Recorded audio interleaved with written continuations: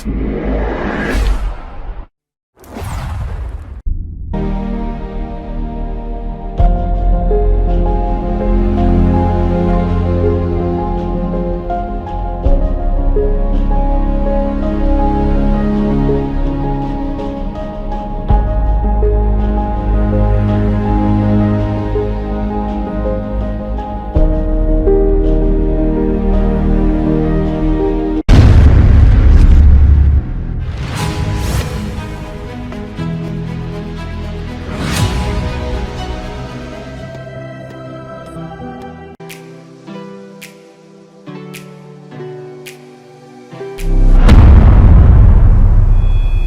वक्त में परमेश्वर के वचन में हम चल रहे हैं और परमेश्वर के वचन में हमने पिछले बार जो सुना था कि दो मोहरें खोली गई और प्रथम मोहर में एक श्वेत घुड़सवार दिखाई दिया और उसके बाद एक लाल घुड़सवार भी दिखाई दिया और उसके साथ में जो रिलेटेड युद्ध और बाकी नीतियों की बात चल रही थी हमने सबको सुना है।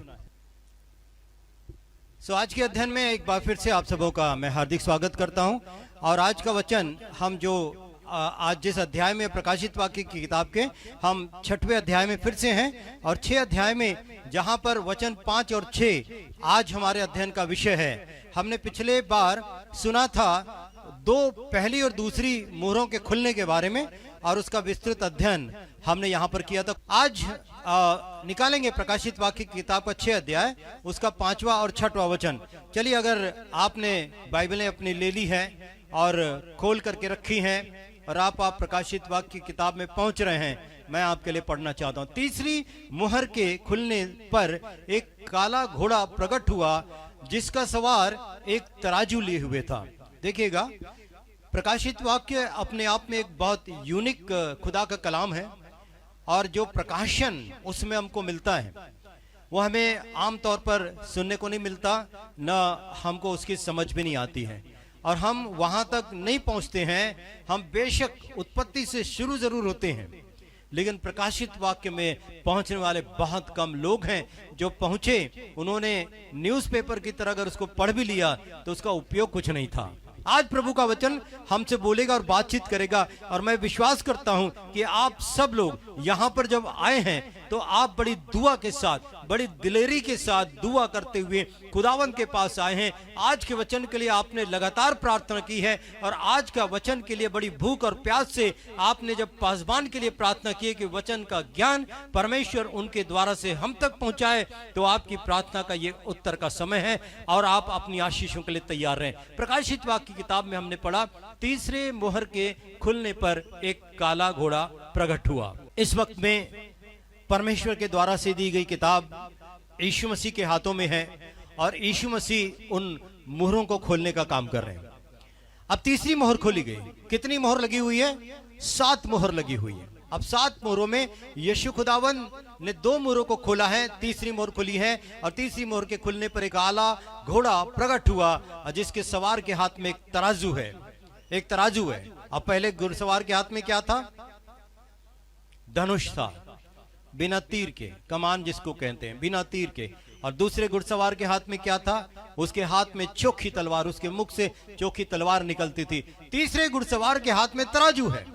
अब प्रभु का वचन सुनेगा। इसी समय चारों जीवित प्राणियों के बीच में से एक आवाज सुनाई दी कि दिनार का सेर भर गेहूं और दिनार का 3 सेर जौ और तेल की हानि नहीं करने का आदेश भी आ गया है। क्या लिखा हुआ है? जौ और तेल और दाखरस की हानि ना करना। अभी आप इस वचन की गहराई को समझेंगे। हमने पढ़ा, and when he had opened the 3rd seal, I heard the 3rd beast say, come and see. And I beheld, and to a black horse, and he that sat on him has a pair of balance in his hand. 2 पान वाला तराजू था, 2 पल्ले वाला तराजू है। And I heard a voice in the midst of that, 4 beasts say, a measure of wheat for a penny, and 3 measure of barley for a penny, and see, thou hurt not the oil and wine. क्या होने वाला है? क्या होने वाला है? जब कहा गया है कि दाख और तेल की हानि मत करना, अकाल के समय की बात चल रही है। अकाल का समय, एक अकाल, भीषण अकाल। और हमने जब उस वचन को पढ़ा था वहां लिखा हुआ था कि आज तक पृथ्वी में कभी ऐसा कठिन समय नहीं आया, नहीं आया। और प्रभु का वचन हम आगे सुन रहे हैं। सो रेवोल्यूशन के बुक में हम 6वें अध्याय के 5 और 6 वचन को हमने पढ़ा है। शेर के लिए मूल में यूनानी शब्द में कोइनेक्स वर्ड है, जिसके लिए शेर पुराने जमाने का माप है। ये यूनानी लोगों के धान मापने का एक माप है। जैसे पहले हमारे भी जमाने में हमने पायली, उसमें जब सबसे छोटा होता था पाव हिस्सा, उसको शेर कहा जाता था। तो ये माप है धान मापने का। और ये किसी प्रौढ़ मनुष्य के एक दिन की मजदूरी होती थी। एक एडल्ट व्यक्ति जब दिन भर काम करता था, उसको एक दिन की मजदूरी जो थी, ये शेर भर का जौ और तेल और ये उनको मिलता था, एक दिन की मजदूरी थी। और आगे आप अगर पढ़ते हैं, सामान्य रूप से एक दिनार लगभग 12 शेर गेहूं से तिगुना गेहूं मिलता है। एक दिनार में 12 शेर, जो हमने शेर की बात करी, 12 शेर गेहूं से तिगुना मतलब 36 शेर गेहूं मिलता है एक दिनार में। और आप दिनार जो शब्द है वो दिनारियन वर्ड से आया हुआ है। और आप अगर कुवैत का एक दिनार का वैल्यू अगर आप रुपीज में पकड़ते तो 24 रुपए 48 पैसे होते हैं। और 24 रुपए 48 पैसे होने के बाद में अगर आप मत्ती की किताब में आए 20 अध्याय उसके 1 से लेकर 13 वचन तक के अगर आपने एक दृष्टांत को पढ़ा तो वहां लिखा हुआ है कि एक स्वामी ने दाख की बारी लगाई और उसकी कटनी के समय मजदूरों को बुलवाया। Hallelujah, are you with me? मजदूरों को बुलवाया। और वहां पर लिखा हुआ है कि पहले घंटे में जो मजदूर आए, उसके बाद में तीसरे पहर में उसने और मजदूरों को बुलाया, फिर 6वें पहर में और बुलवाया, फिर 11वें घंटे जो है काम करने के लिए मजदूरों को बुलाया। और इस प्रकार से आप देखते हैं कि 3 पहर, 6 पहर और 11 पहर में अलग अलग लोग बुलाए गए।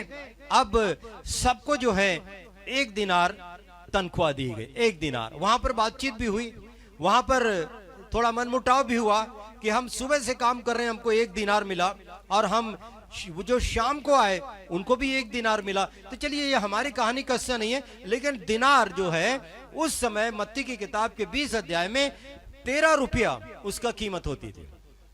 उस समय 13, आज के डेट में 24 रुपया है, उस समय 13 ही रुपए होती थी।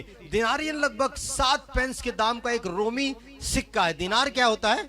एक रोमी सिक्का है। अतः यूहन्ना एक ऐसी परिस्थिति की भविष्यवाणी कर रहा है जिसमें मनुष्य दिन भर मजदूरी करने के बाद केवल अपने लिए अनाज खरीद सकेगा, केवल अपने लिए। ध्यान से सुनिए, हम अकाल के उस दृष्टांत को दृष्टित कर रहे हैं यहाँ पर कि मजदूर अगर दिन भर काम करेगा, उस भविष्यवाणी के मार्फत से यूहन्ना जिस चीज को देख रहा है, यूहन्ना कहता है दिन भर काम करने के बाद में उस मजदूर को 1 दिनार मिलेगा और उस 1 दिनार में वो अपने लिए अनाज खरीद सकता है, और उसके अलावा वो उससे ज्यादा कुछ नहीं खरीद सकता।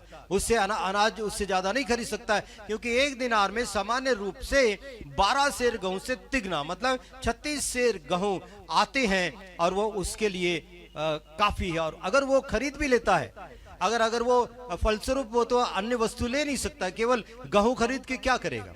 अन्य वस्तु नहीं ले सकता है, अन्य वस्तु नहीं ले सकता है ना, अपनी पत्नी बच्चों के लिए क्या लेगा वो?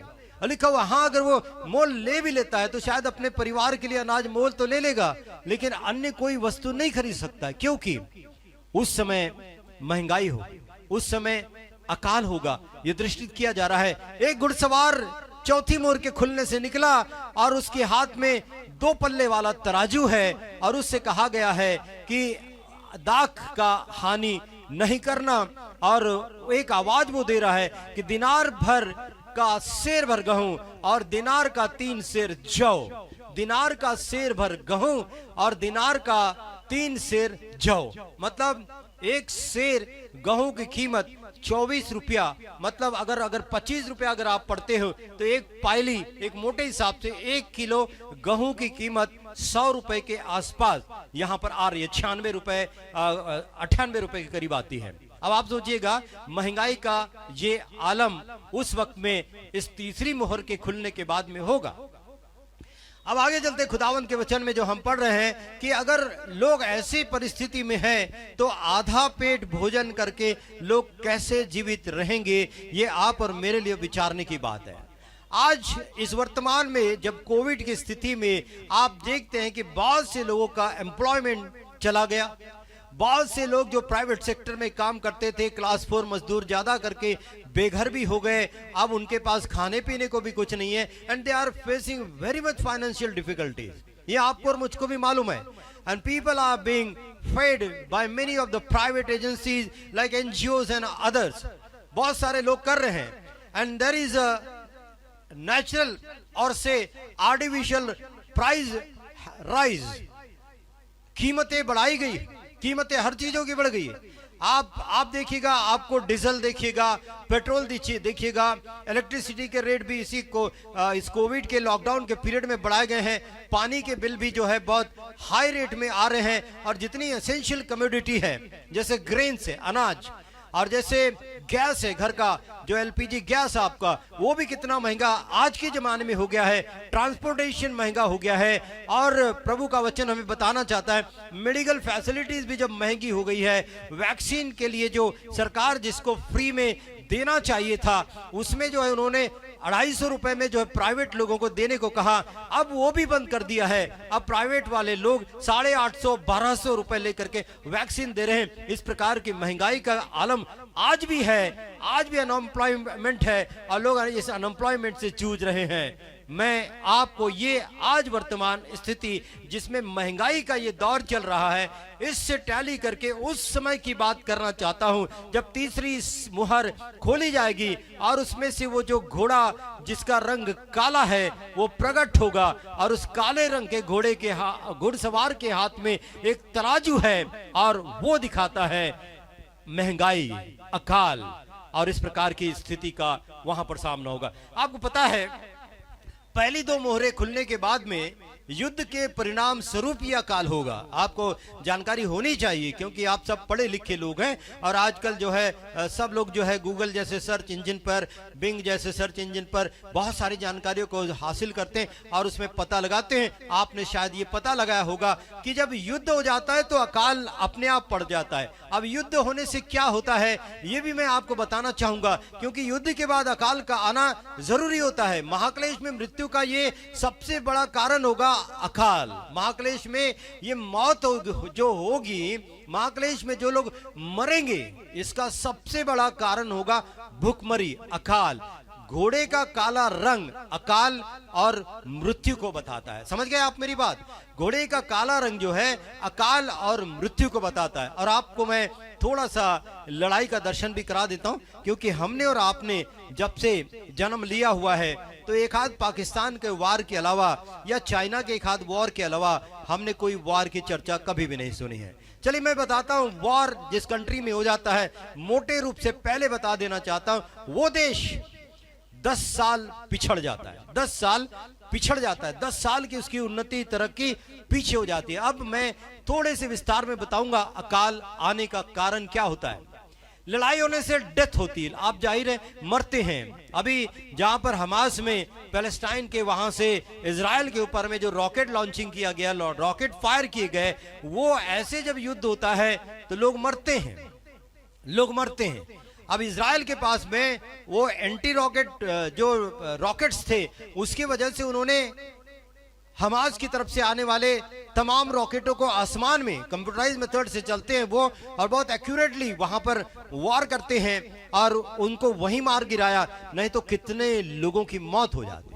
सो after war there is death, then injury, अगर मरा नहीं तो घायल हो गया।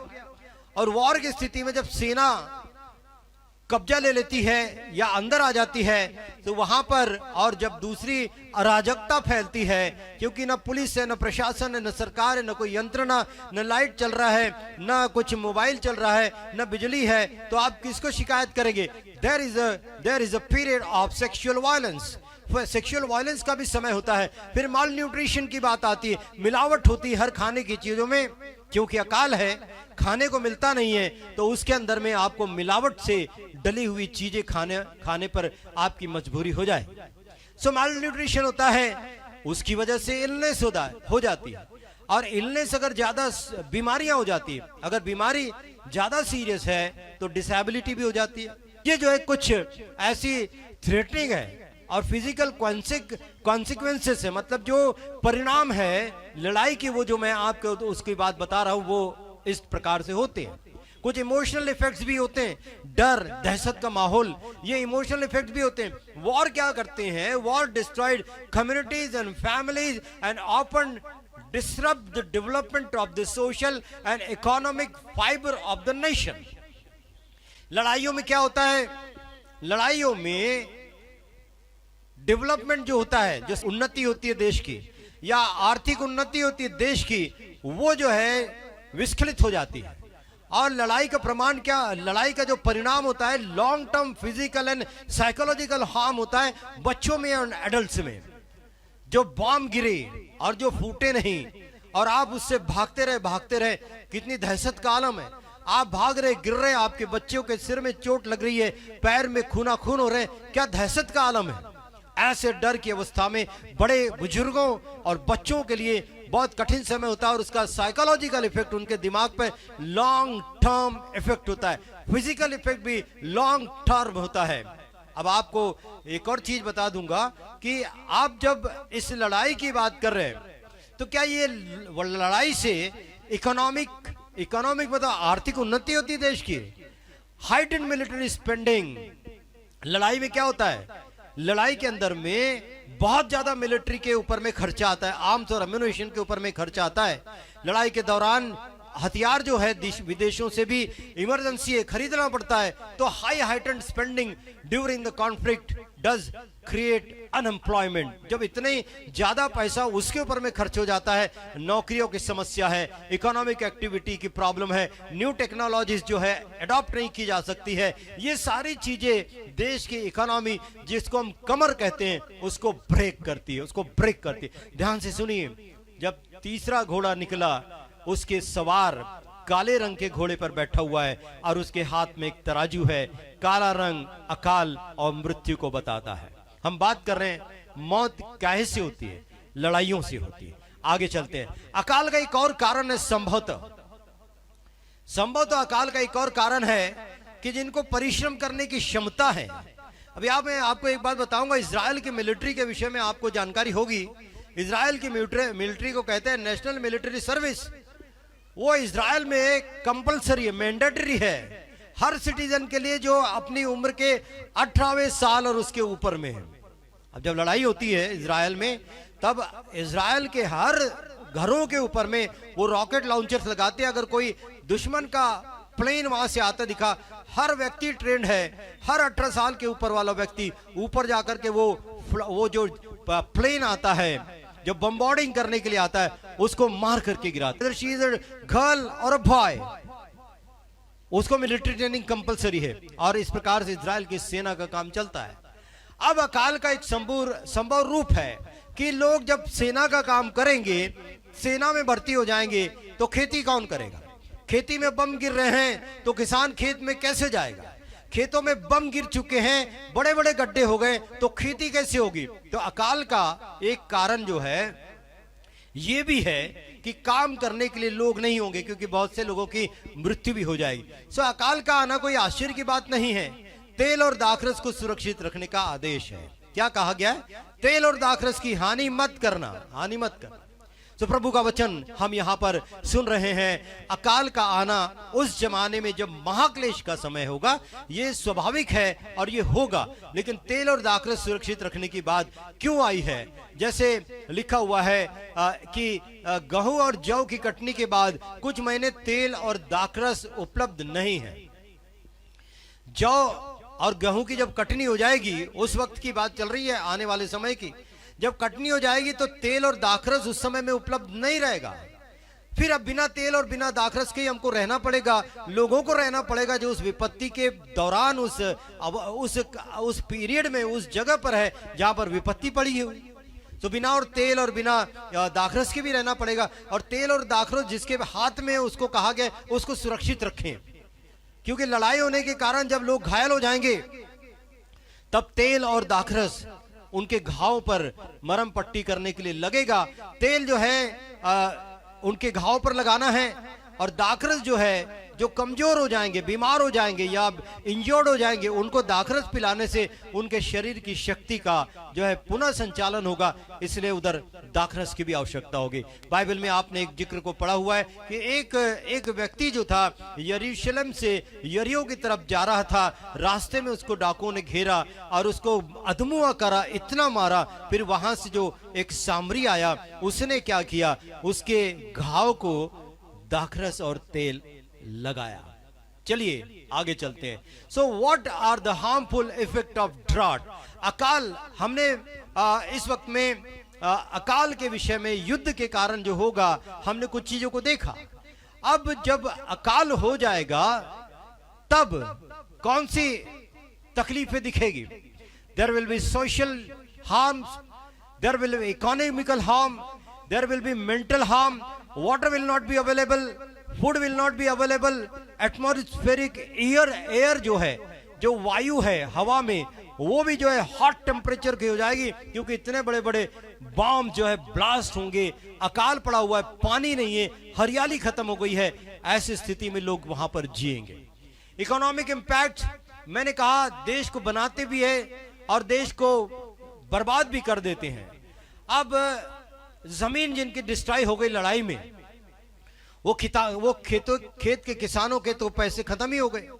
If a farmer's water supply is too low, अगर एक किसान का पानी का सप्लाई बहुत कम हो गया, क्योंकि पानी नहीं है, अकाल पड़ा हुआ है, पानी नहीं है।